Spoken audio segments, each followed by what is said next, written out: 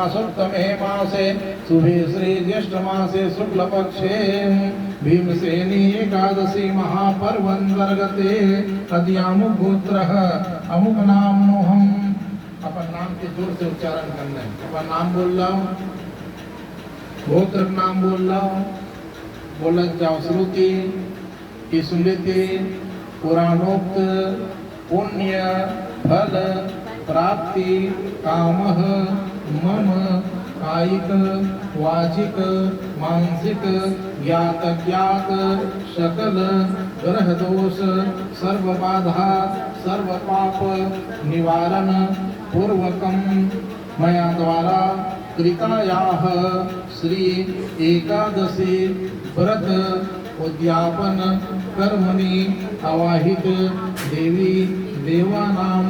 ध्यान पूर्वकम लक्ष्मी नारायण देवता कृपा प्रसाद